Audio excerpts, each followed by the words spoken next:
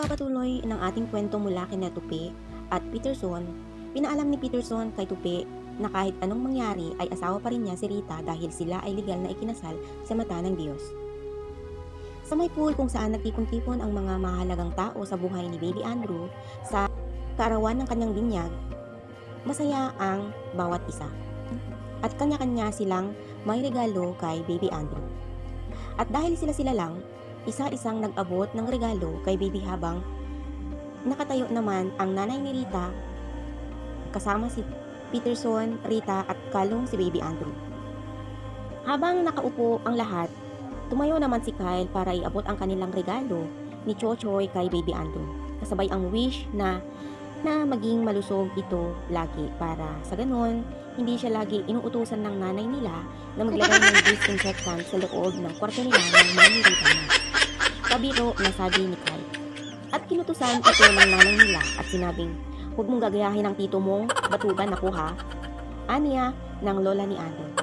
Sumunod naman inabot ni Raymond ang kanyang regalo. Sabay ang kanyang magandang wish sa kanyang inaanak.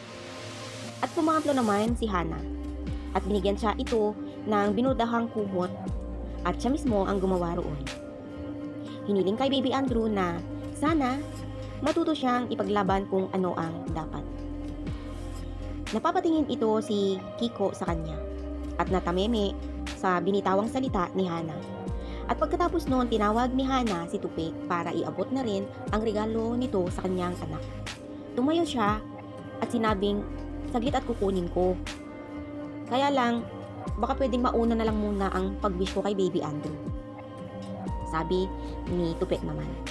Ngunit umandar na naman ang pagka-selfish ni Peterson at nagsabing, baka nagugutom na ang lahat, kaya ang mga regalo na lang ng iba ay ilagay na lang sa mesa para sila ay makakain na.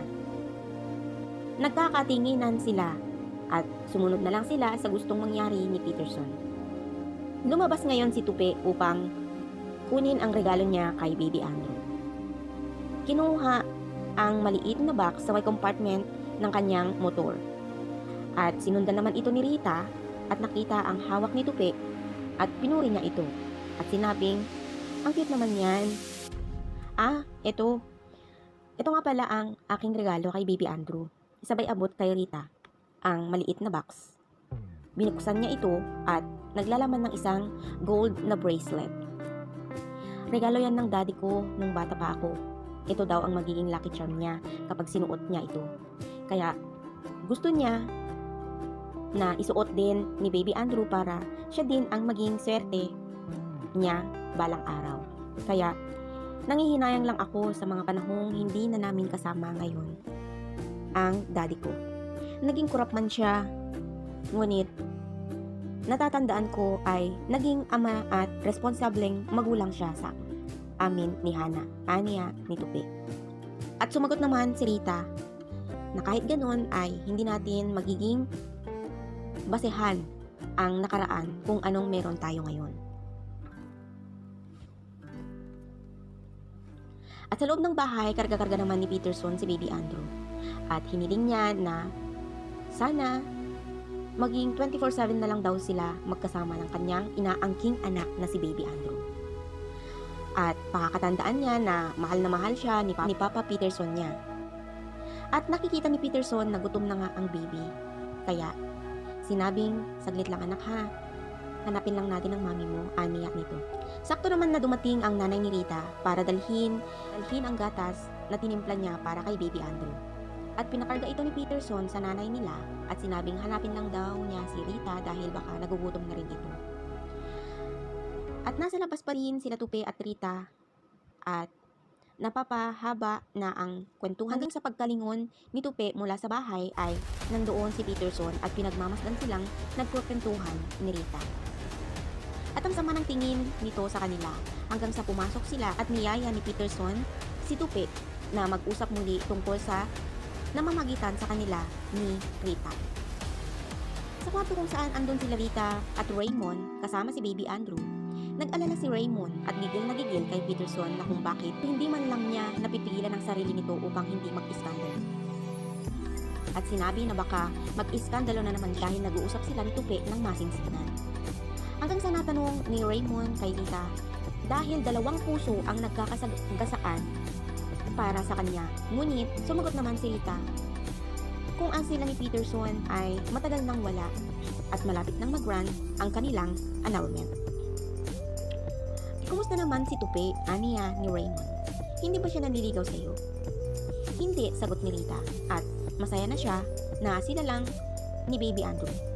At gustuin man niya magkaroon ng panibagong pag-ibig muli, ngunit hindi pa siguro sa ngayon dahil sugat na sugat pa ang puso nito para magkaroon ng bago. Siguro pagdating ng tamang panahon, aniya ni Rita. Sa sala kung saan naroon si Tupi at Peterson upang nag-uusap ng masinsinan, nang gagaliiti itong si Peterson kay Tupi.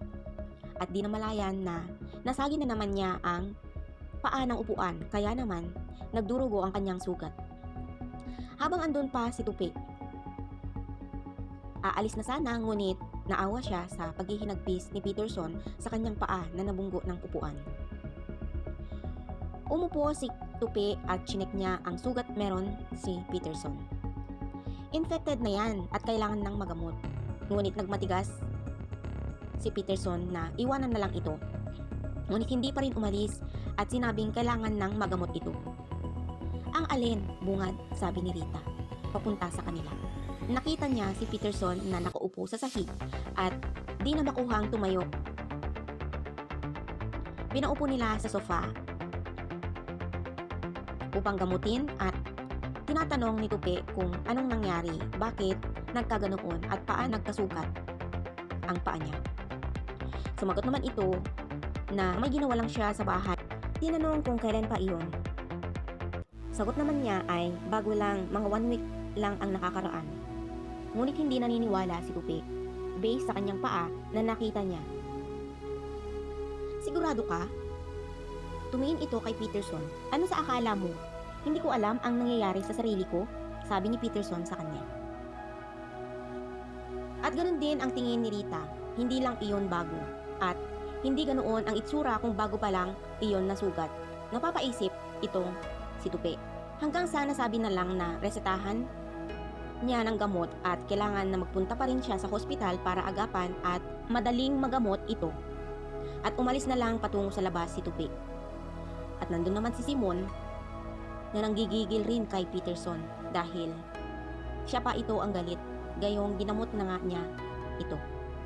Nagtataka si Tupi hanggang sa nasambit ni Simon na ang akala niya siguro ay si Superman na hindi tinatablan.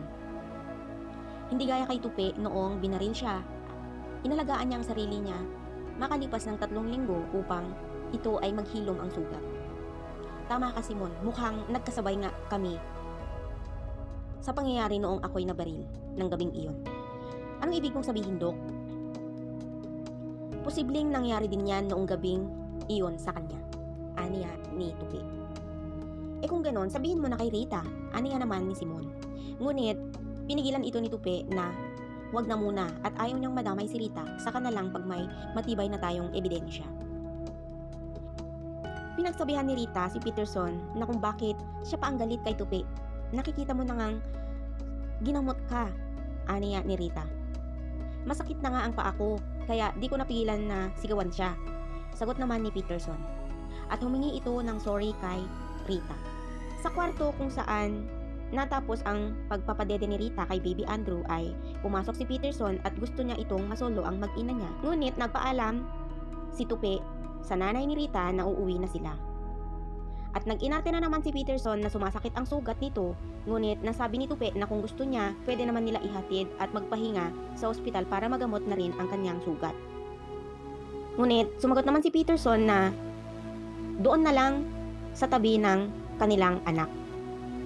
Hinatid ni Rita si Tupi sa labas kasama sila Hana at pinadala na rin ng nanay niya ang ulam para sila ay di na rin magluto. Dumating si Tupi sa ospital kung saan doon siya binaril noong gabing iyon at nagpapaalala sa kanya ang mga salitang binitiwan ni Peterson bago siya ito binaril.